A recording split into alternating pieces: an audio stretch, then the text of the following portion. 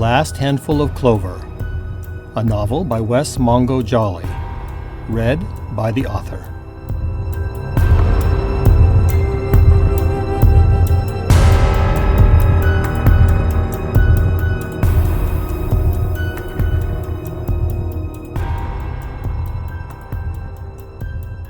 Chapter 51.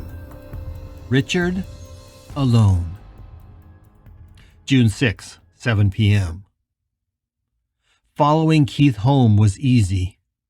Not only did Richard have his compass to guide him, but he also knew that after such an emotionally exhausting afternoon, his husband would need to be home. Their house had always been a refuge and a comfort for them both. Richard made his way back slowly, careful to avoid traffic and the possibility of being reset. Another fatal accident would be a shortcut home, to be sure, but it was not an experience he ever wanted to have again. When he got to the house, it was still early in the evening. Richard was grateful that Big Bird was nowhere to be seen, which must have meant that Keith had sent Michelle and Pill home so he could be alone. He entered the house easily now, having finally mastered the trick of passing through solid walls and doors, and found the downstairs empty. There was the detritus of a Wendy's fast food meal on the kitchen table, but Keith was nowhere to be seen, and the house was quiet. He found him upstairs, already in bed. The TV on the dresser lent a surreal, shimmering glow to his lover's drawn features as he distractedly toyed with the remote. Richard sat with him as he watched TV. He smiled when he realized Keith was watching the series premiere of Heroes on DVD, which they had first watched together years ago. They hadn't watched the show again since that first time, but Richard wondered if the reason it drew Keith tonight was the memory of the two of them watching it together. At the time, he had teased Keith that he looked like the character Hiro Nakamura. Keith had shot back that Richard looked like a bearded Matt Parkman. They had playfully argued about it because Keith indeed did look like the Asian actor, while Richard was nowhere near as chubby or as handsome as the cop on the show. But the argument had been fun and flirtatious, filled with tickle fights and laughter. It had eventually turned into a long-running joke between them, and nothing could get Richard laughing faster than Keith throwing his arms in the air and saying with an overblown Japanese accent, "I am the master of time and space." Richard sat silently through 2 episodes, and afterward Keith turned off the TV and did some writing in his journal. More than once, Richard leaned over and tried to sneak a look at Keith's scrawl, but was actually relieved that, between Keith's poor handwriting and the dim light, he couldn't make out any words.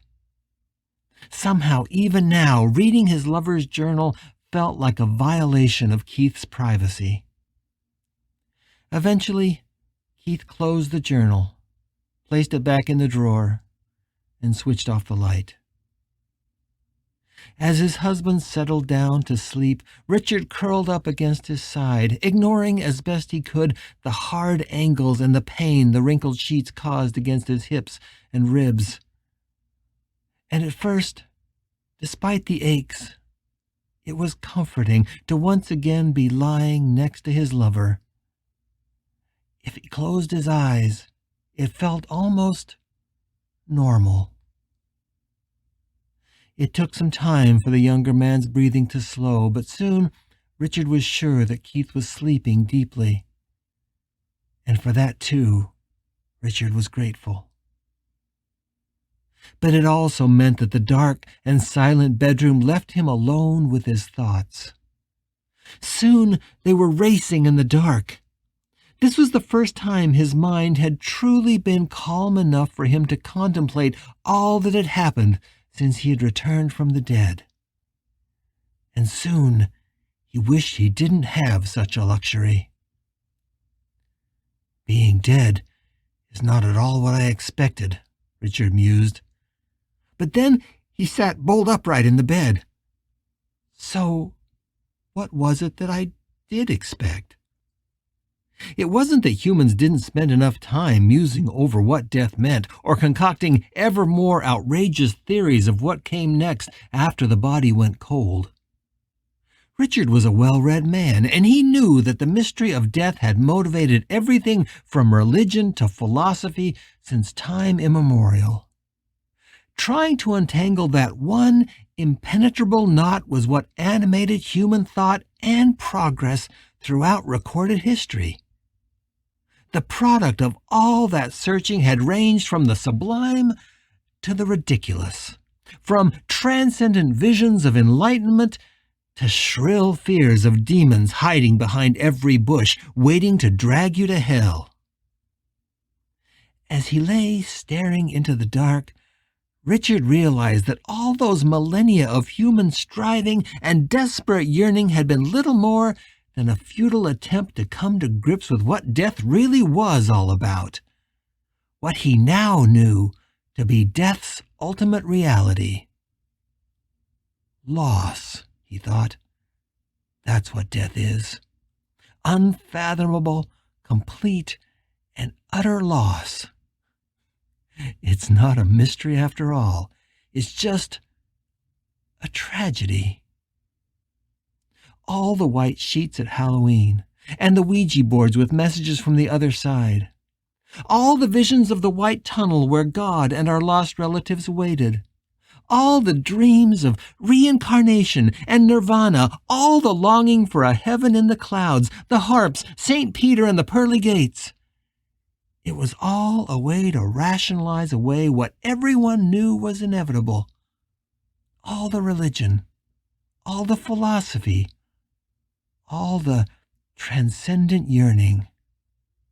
It was all nothing more than a desperate attempt to avoid facing one devastating truth, that in the end, the only thing that endured was loss.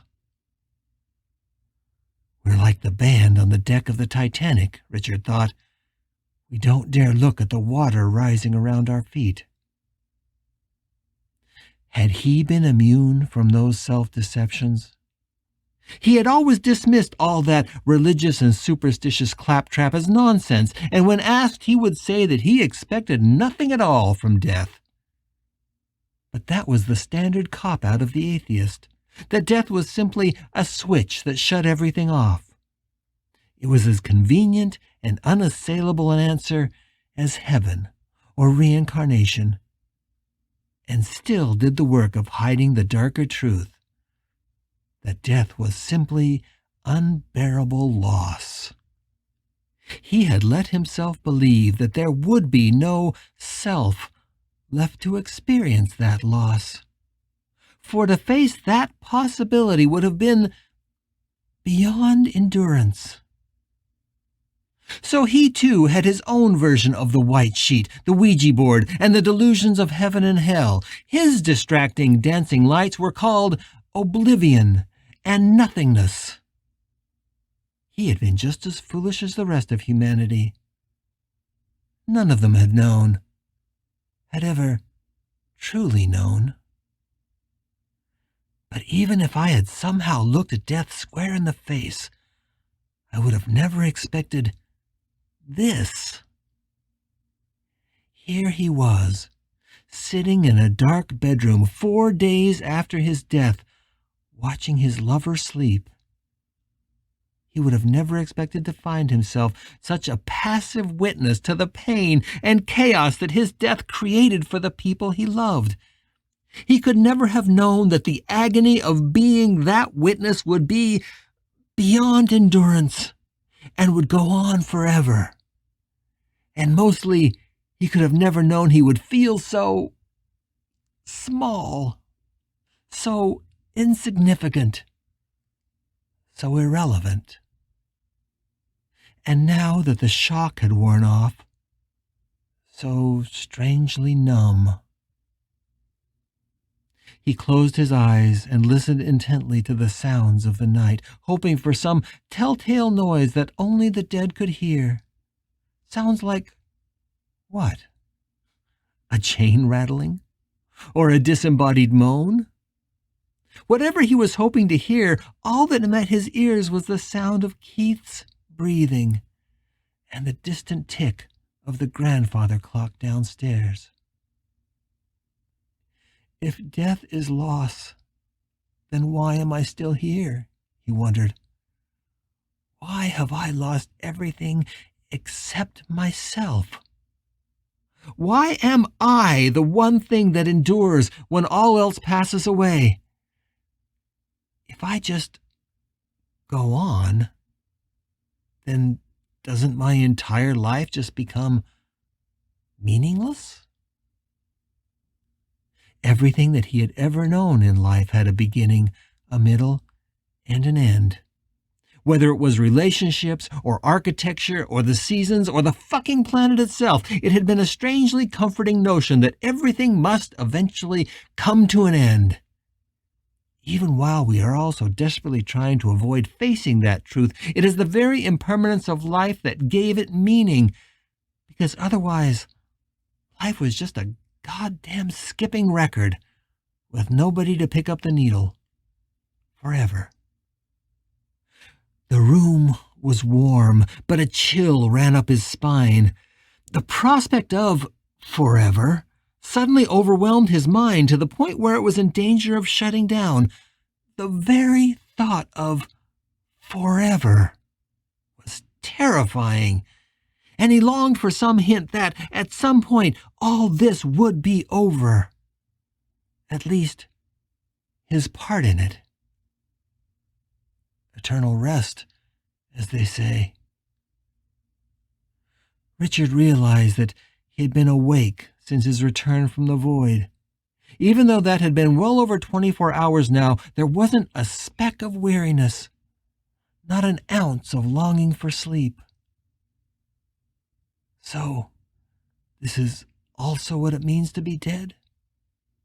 Not only are you cursed to witness eternity, but you must do so without rest, without sleep, without even a moment to close your eyes and escape the march of time?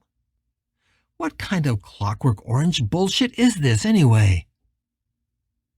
So, no sleep, no rest, and no end. But yes, tears. And yes, pain. It was all such a cosmic joke that he actually laughed, and that fact that he still had laughter seemed like such a spark of unexpected hope that he laughed some more. With no one to witness his laughter or judge him for it, his laughter grew until he was howling and rolling on the bed next to his sleeping lover, laughing with more abandon than he had felt since his death. Yes, tears. And yes, pain. But also, yes, laughter. And realizing this, that he had found a moment of joy in death that he had longed for in life, and that it was a moment he could never share with Keith, made the laughter change.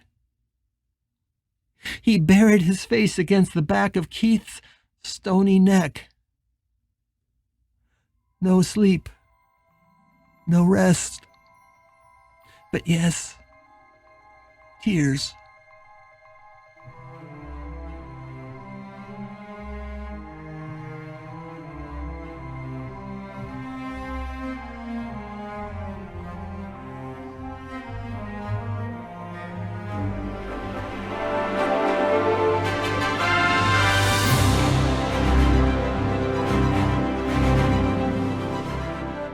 You're listening to The Last Handful of Clover, a novel by Wess Mongo Jolley. If you're enjoying this audiobook, please consider supporting the author on Patreon. That's patreon.com/Wess Mongo Jolley. And for more information, check out the author's website at wessmongojolley.com. That's WESSMONGOJOLLEY.com. Thanks for listening, and stay tuned for more episodes.